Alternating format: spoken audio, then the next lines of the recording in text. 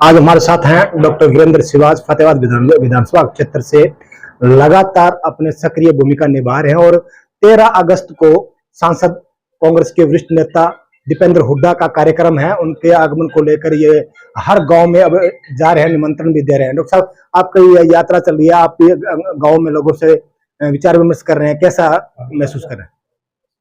लोग इस सरकार से त्रस्त है जी, बहुत ज्यादा और बेसब्री से इंतजार कर रहे हैं कब ये 2 महीने टपे और हमारे बहुत ही सम्मानित, लोकप्रिय, सर्वप्रिय मुख्यमंत्री पूर्व में रहे चौधरी भूपेंद्र सिंह हुड्डा जी का इंतजार कर रहे हैं और आने वाले मुख्यमंत्री भी हुड्डा साहब ही हैं, इसमें कोई दो राय नहीं है। क्योंकि 10 साल की इस शासन में भाजपा ने सिर्फ झूठ ही झूठ परोसा है लोगों को।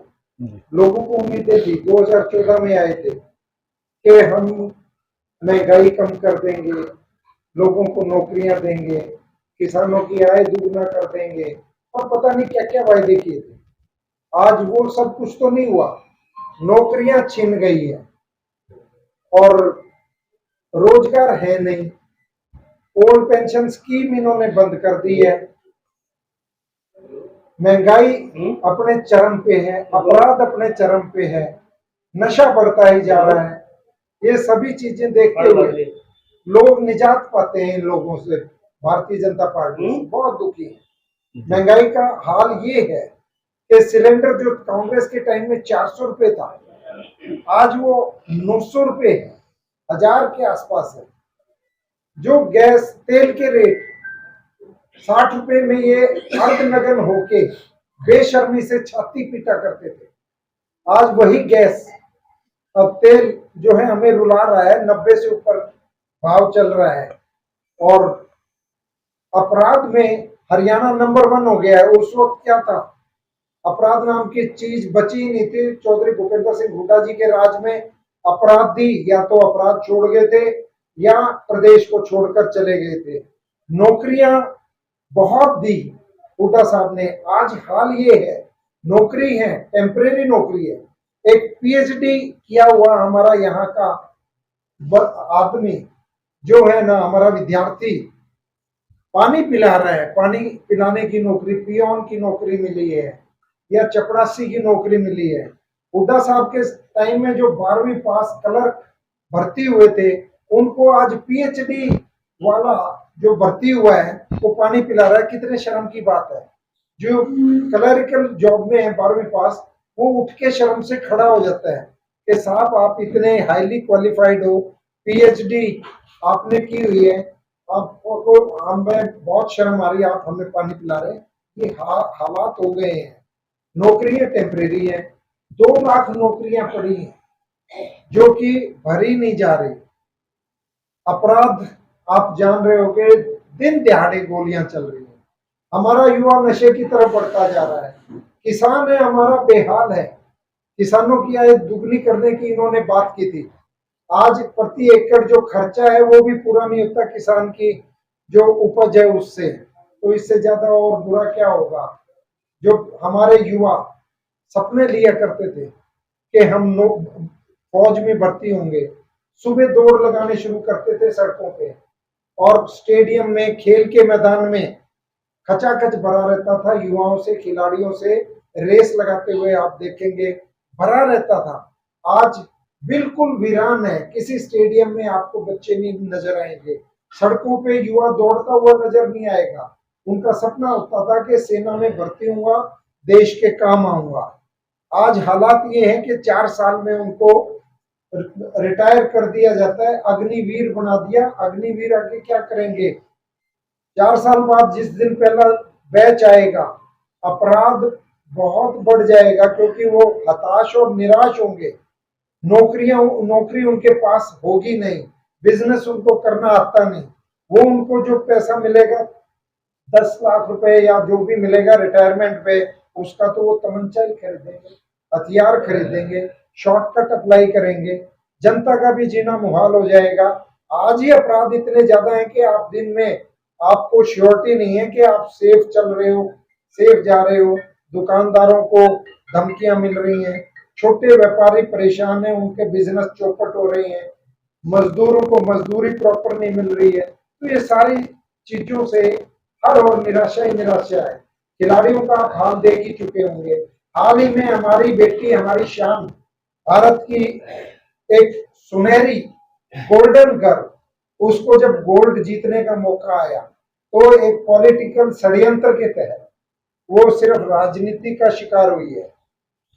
जब फाइनल में पहुंच गई तब उसे हटा दिया गया, उसको अनफिट घोषित कर दिया गया कि 100 ग्राम उसका वजन ज्यादा है। 100 ग्राम वजन ज्यादा नहीं है। खिलाड़ी को वक्त मिलता है खेल के नियमों के हिसाब से। जो वहां कंपटीशन करा रहे होते हैं ओलंपिक संघ के लोग, वो हमेशा खिलाड़ी को मौका देते हैं कि आप अपना ये त्रुटि है ये दूर कर लीजिए। अगर 100 ग्राम वजन ज्यादा था तो 2-3 घंटे खिलाड़ी को मिलते हैं कि इस 100 ग्राम को आप मैनेज कीजिए, कम कीजिए। और हमारी बेटी को, हमारी गोल्डन गर्ल को, विनेश फोगाट को ये मौका भी नहीं दिया गया। तो ये इससे ज्यादा क्या अपमान होगा। और हताशा में उसे रिटायरमेंट लेनी पड़ी और अपनी पोस्ट पे लिखा, माता कुश्ती तो जीत गई लेकिन राजनीति ने हमें हरा दिया। तो इससे दुर्भाग्य की और क्या बात होगी। प्रधानमंत्री जब वो जीत रही थी अपनी बाउट्स, तो एक शब्द भी उसके एनकरेजमेंट के लिए उसको नहीं निकला, एनकरेज करने के लिए कोई बधाई नहीं दी। लेकिन जैसे ही अनक्वालिफाई हुई या डिस्क्वालीफाई कर दी गई, उसको सांत्वना भेज दी। तुरंत प्रधानमंत्री ने संवेदना व्यक्त कर दी। तो इसी चीज का मौके का इंतजार था क्या प्रधानमंत्री जी को। 140 करोड़ लोग हैं इस देश के, भारत की जनता जो बाहर रहती है, और बाहर के खिलाड़ियों ने भी उसको सपोर्ट किया है। भारत की 140 करोड़ जनता विनेश फोगाट के साथ है। हुड्डा साहब ने तो कह दिया, आप हिम्मत दिखाइए हरियाणा वालों। सैनी साहब को कह दिया, नवाब सिंह सैनी को, कि अपना दिल दिखाइए, सीना चौड़ा कीजिए, उसे राज्यसभा में भेजिए, कांग्रेस आपके साथ है। इससे ज्यादा और क्या कहेगी। वो तो दोगली बातें वो कर रहे हैं, हुड्डा साहब पे इल्जाम लगा रहे हैं, दोगली बातें खुद कर रहे हैं। नियमों के हिसाब से मिलेगा ना कुछ भी जो मिलेगा। हुड्डा साहब ने तो डीएसपी के पद सृजित किए थे खिलाड़ियों के लिए, इंस्पेक्टर भी लगाए और सब इंस्पेक्टर उनकी पदक के हिसाब से। और ये तो पद हटा रहे हैं खिलाड़ियों के, खिलाड़ियों को हताश और निराश कर रहे हैं। दुर्भाग्य है, हरियाणा जो नंबर 1 था खेलों में, आज भी वो स्थिति बनाए हुए है। आज भी हरियाणा के खिलाड़ी ने ही सबसे पहले पदक हासिल किया ओलंपिक में। ये कोई छोटी बात नहीं है, लेकिन ये खेलों को भी और पढ़ाई को भी सब कुछ बर्बाद कर देना चाहती है। विद्यालय बंद हो रहे हैं, कॉलेजेस बंद हो रहे हैं, यूनिवर्सिटीज बंद हो रही हैं। इससे ज्यादा दुर्भाग्य की क्या बात होगी। नो कॉलेज नो नॉलेज, ये इन लोगों की सोच है। पढ़ेंगे लिखेंगे लोग तो इनसे क्वेश्चन करेंगे, प्रश्न उत्तर करेंगे, नौकरियां मांगेंगे, और वही ये नहीं चाहते। प्राइवेटाइजेशन की ओर बढ़ रहे हैं और बड़े बड़े उद्योगपतियों को सिर्फ मदद कर रहे हैं। मध्यम वर्ग और गरीब वर्ग, SC ST वर्ग, OBC वर्ग, इनसे बहुत परेशान है। उनको कुचला जा रहा है, दबाया जा रहा है। कोई भी अपने हक की लड़ाई मांगता है, थोड़ा आंदोलन करता है, तो उनको बदले में लाठियां दी जाती हैं, लाठियां भांजी जाती हैं। किसान हो चाहे सरपंचेज हो, सरपंच क्या है, छोटी सरकार है, अपने हकों की लड़ाई लड़ रहे थे, उनको लाठियों से पीटा गया। किसानों के रास्ते में किले गाड़ दी गई, दीवारें खड़ी कर दी गई, हमारे गोली मार के उसको शहीद कर दिया गया। ये है क्या, ये सरकार संवेदनहीन सरकार है।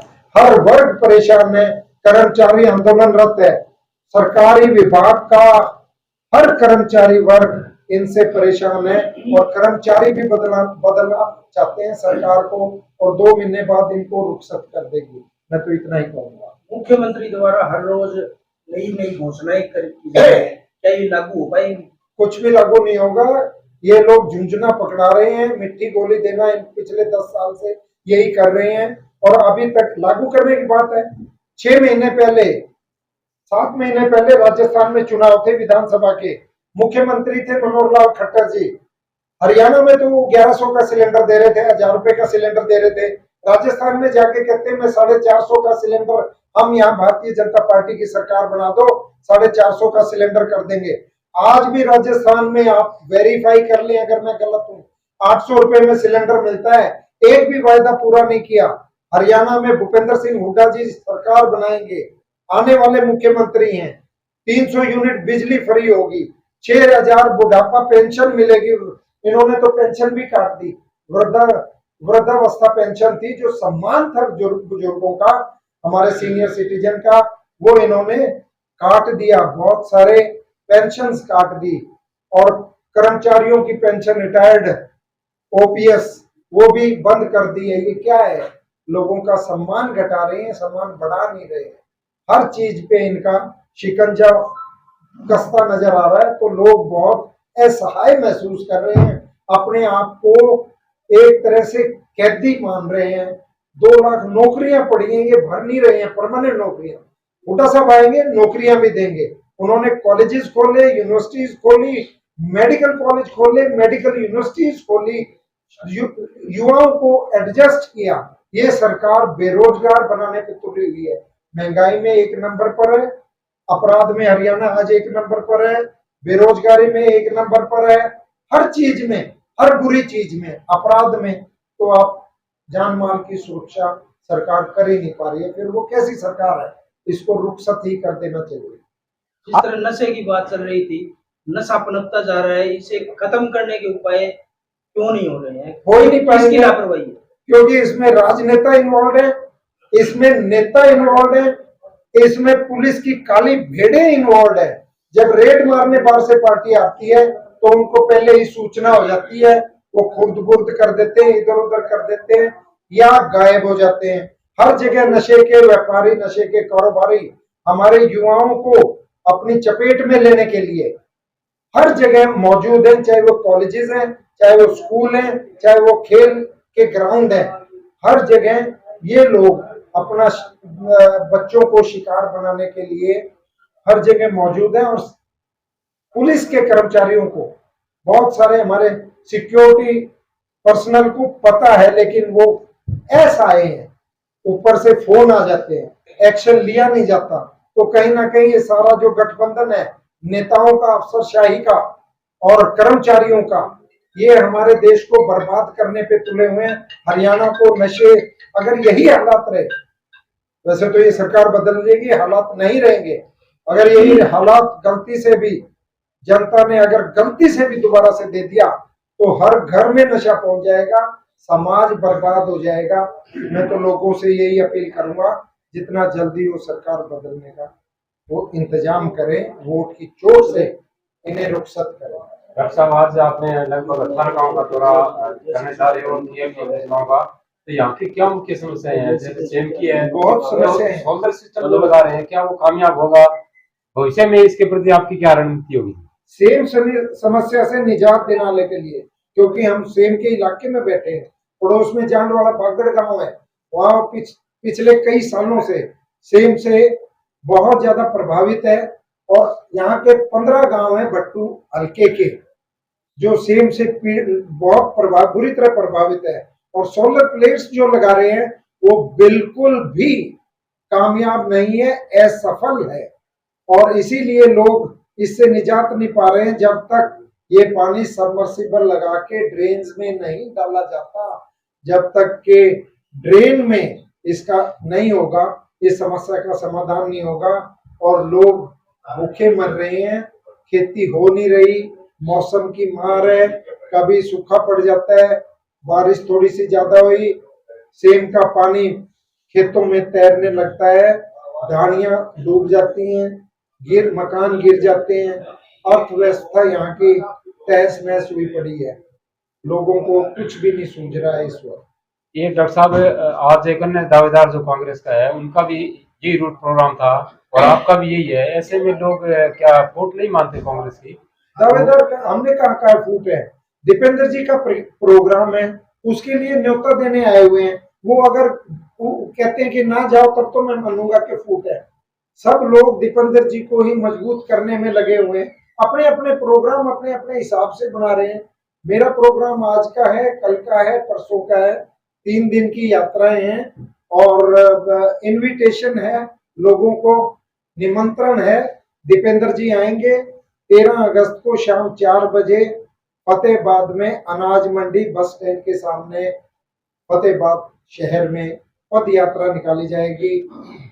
भाजपा से हरियाणा मांगे हिसाब कार्यक्रम है, तो हरियाणा के लोग अब इनसे हिसाब मांग रहे हैं। अपराध जगत में 1 नंबर पर हैं, नशे में 1 नंबर पर हैं और बेरोजगारी में नंबर 1 पर हैं। हर चीज में जो है हरियाणा, जो कभी प्रगति में 1 नंबर होता था, शिक्षा में 1 नंबर होता था, स्वास्थ्य में 1 नंबर होता था, आज इन सभी चीजों में सबसे पिछले पायदान पर पहुंच गया है। तो है और सरकार को बदलना, सरकार को जागरूक करना हम लोगों का काम है। इसीलिए दीपेंद्र जी भी इसी प्रोग्राम के तहत हमारे फतेहाबाद में आ रहे हैं और उन्हीं को मजबूत करने के लिए ज्यादा से ज्यादा आप देखना हजारों की संख्या में लोग उस दिन पहुंचेंगे और फतेहाबाद को पूरा का पूरा आपको ये प्रोग्राम में लोग दिखेंगे सारे फतेहाबाद हल्के। धन्यवाद।